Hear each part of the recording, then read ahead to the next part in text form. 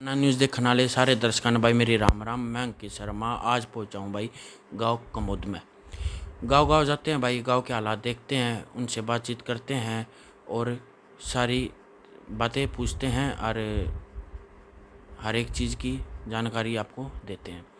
तो आज हमारे साथ मौजूद हैं कुमार जी, जो चेतन के नाम से जानते हैं, जो गाँव वासी हैं उनको। तो उनसे मुलाकात करेंगे और उनके बारे में पूछेंगे कि राजनीति में क्यों आए हैं और क्या कारण था उनका। तो सबसे पहले तो आपका स्वागत है जी हमारे चैनल पर। नमस्कार जी, अंकित शर्मा जी। जी मेरा राजनीति में आने का मकसद था जी, हमारा परिवार काफ़ी गरीब था। जी। जो हमारे साथी थे पड़ोसी, हम्म। वो टॉर्चर करते हैं हमें। जी ठीक है। तो हमारे घर पर लाइट भी नहीं होया करती। जी मैं पढ़ा करता उस टाइम पर, तो उनकी पढ़ाई कराया करता। जी तो उनसे कुछ एक आध व्यक्ति ने मेरे को बात बताई कि हमारे यहाँ पर जो कोई भी व्यक्ति आ जाता है, यहाँ आन के यहाँ बैठ जाता है। जी तो मैंने उसमें थोड़ा हाँ कुछ अलग ही फील करा, भाई ये तो मतलब देख के राजी नहीं मेरे को। जी तो फिर मैंने जो वहीं से अपना करियर शुरू किया। कुछ हमारे एक दो साथी, बुजुर्ग साथी गांव के मिले जी और उन्होंने हमारा सहयोग करा और इस रास्ते पर राजनीतिक क्षेत्र में ले गए। जी तो काफ़ी मेरे ख्याल 20-25 साल हो गए मेरे को इस क्षेत्र में काम करते हुए। जी और पढ़ाई भी करता रहा मैं, और खेती बाड़ी का काम भी आज भी करता हूँ मैं। ठीक है। मेरे हमेशा गांव के प्रति विशेष सहयोग की भावना रहती है। किसी समय पर भी अगर कोई गांव को काम पड़ गया तो मैं आधी रात को भी उठ के वो काम सहयोग करने के लिए तैयार रहता हूँ। जैसे कि विनोद जी, गांव की समस्याएं होती हैं, साथ ही साथ है ना पानी की समस्याएं हैं, निकासी की समस्याएं हैं और लाइब्रेरी की समस्याएं। तो सबसे पहले हैं उनके ऊपर आप क्या कहना चाहोगे? जी, पानी गांव में विशेष समस्या है मेरे गांव में। जी लाइन जो हमारे दबी हुई है, पुराने समय से दबी हुई है, 6-6 फुट नीचे गई हुई हैं। लोगों के समय पर पानी नहीं पहुंच पाता है, पूर्ण रूप में व्यवस्था नहीं हो पा रही है। हम्म। अगर परमात्मा ने हमें मौका दिया जी तो हम इस दोबारा सारे गांव में लाइन डलवा करके न इस बार और पीने के पानी की अलग से व्यवस्था करेंगे। जी ठीक है। और मेरे गांव में एक स्टेडियम की बच्चों के खेलने के लिए जो जगह नहीं है, जी उसके लिए भी हम विशेष योगदान पहले ऑलरेडी मेरे ख्याल से पीछे जो हमारे सरपंच रहे, तीसरी योजना से पीछे वाली, जी जी इससे पीछे और तीसरा, उन्होंने 6 किले हमारे गांव के लिए स्टेडियम के लिए दे रखे हैं वैसे ऑलरेडी। जी तो वो प्रपोजल मेरे ख्याल से तैयार नहीं हुआ है। जी तो मैं कोशिश करूंगा उसको स्टेडियम को यहाँ ही निर्मित करवाने का काम करूंगा। हम्म। और गांव की सफाई का, जोड़ों का निर्माण का, जो उनके गंदगी फैली हुई है उनको साफ करवा के उनको व्यवस्थित करने का काम करूंगा। जी। और लाइब्रेरी की और साथ ही साथ शिक्षा, तो आप शिक्षा के बारे में क्या कहना चाहोगे? जैसे बच्चे हैं वो गरीबी की वजह से रह जाते हैं जी और साथ ही साथ यह बात भी है कि जो गरीब परिवार के बच्चे हैं उनके पास पैसे शिक्षा के लिए नहीं होते हैं। जी। और आपके स्कूल की शायद 12वीं तक होगी, 10वीं तक। 10वीं तक है, तो उसके बाद है ना जो शिक्षा प्राप्त करनी होती है तो नहीं हो पाती है। तो उनके ऊपर आप क्या कहना चाहोगे, गरीब परिवार के बच्चे जो होते हैं उनके लिए? आज जी जो हमारे जो पीछे जो सरपंच हैं अभी जी जो बैकग्राउंड में थे, उन्होंने लाइब्रेरी की व्यवस्था करी थी। जी लेकिन वो व्यवस्था नहीं हो पाई क्योंकि ना तो वहाँ पर कोई टीचर लगा रखा है उनने।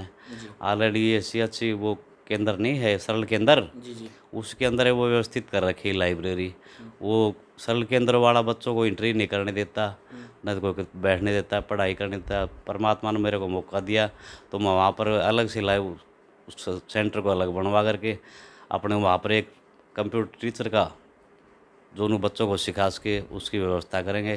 जी भाई, हमारे अपने लेवल से करें या गांव के सहयोग से करें, हम्म, पूर्ण रूपेण हम मुझे, ताकि गरीब बच्चे बाहर नहीं जा सकते हम्म। उनको भी मौका मिल सके। आप कितना सहयोग करोगे गरीब बच्चों के लिए?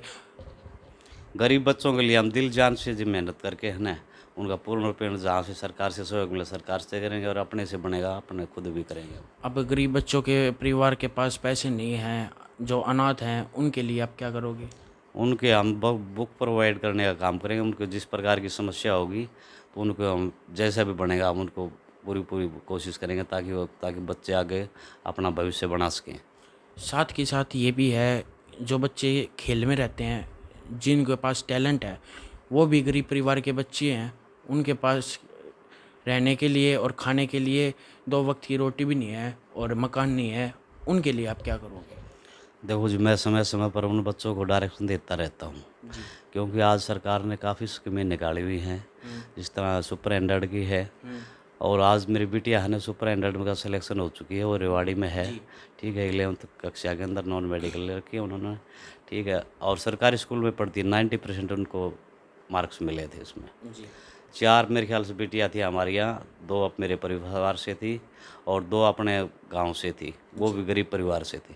क्योंकि जहाँ तक संभव होता है आजकल सरकारी स्कूलों में गरीब परिवारों के बच्चे जाते हैं, चाहे किसी भी कम्युनिटी से संबंध रखते हों। जी, आजकल गरीब परिवार के बच्चों में ज़्यादा टैलेंट रहता है। बिल्कुल, बिल्कुल जी। और सरकार ने उनको विशेष मौका प्रावधान दिया है, ताकि जो सरकारी स्कूलों में बच्चे पढ़ते हैं ना, जी। उन्हीं का इसमें सुपर एंड्रॉयड में सिलेक्शन हुआ है, बाकी प्राइवेट करियर वालों का।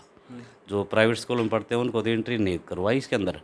जो सरकारी स्कूलों में पढ़ते हैं, अभी 100 बैच का बैच चंडीगढ़ भी और निकाला है उन्होंने, ताकि जो बच्चे और रह गए उनका वहाँ इंटर 2 टेस्ट लिए यहाँ पर, उनका टेस्ट लेकर के वहाँ उनको सिलेक्शन करवाने का सरकार काम कर रही है।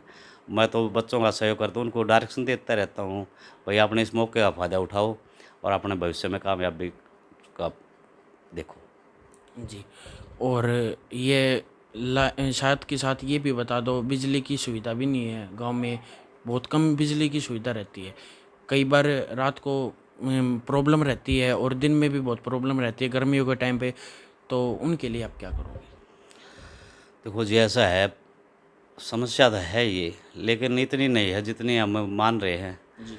अगर हमारे 24 घंटे लाइट हो जाए ना, तो हमारे गांव से, क्योंकि गरीब क्षेत्र से गुजरता है गांव वाले, जो किसान भाई होते हैं, मजदूर होते हैं, गरीब परिवार होते हैं, जी।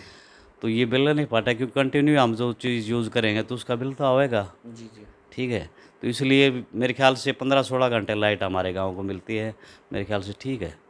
जी। तो अ, ये बता दो साथ के साथ, आप के ऊपर है ना ग्रामीण वासी हैं जो गांव वाले हैं, वे आप पर विश्वास कैसे करें और आपको आने वाले चुनाव के टाइम पे सरपंच का ताज क्यों बनाए? ये क्या आप कैसे विश्वास दिलाओगे उनको? विश्वास तो जी विचारों से होता है। देखो, हमारे उनके विचार जब बातें करते हैं, अगर उनको सही मायने में अगर हम लगे भाई ये ठीक आद व्यक्ति है, गांव का सहयोग कर और वो भविष्य निर्माता बन सकता है, भविष्य वो मतलब देख सकता है, जी। जी। तो मैं तो कहता हूँ, मैं नहीं हूँ कि मैं वो चीज़ हूँ, जी। हो सकता है मेरे से कोई बेहतर काम करने वाला हो। तो मैं तो उन लोगों को एक ही बात कहता हूँ कि बड़ी आदमी का चुनाव करो, ताकि अपने गांव की मान मर्यादा को बनाए रखें और अपने गांव की सहयोग बढ़ा सके। जी। तो फिर आपके पास जैसे आपने विश्वास दिलाया गांव ग्रामीण निवासियों को और गांव वालों को, तो सबसे पहले अगर ग्रामीण निवासी हैं वो आपको चुनाव में विजय घोषित कर दे, सरपंच का ताज पहरा दे, तो उसके बाद सबसे पहले आप क्या काम करोगे? सबसे पहले जी मैं गांव की सफाई की व्यवस्था के बनाने का काम करूँगा, क्योंकि पहले एक सीवरेज व्यवस्था है, ये काफ़ी 3-4 साल से रुकी हुई पड़ी पड़ी है, बंद पड़ी है, व्यवस्था भंग होने को जा रही है।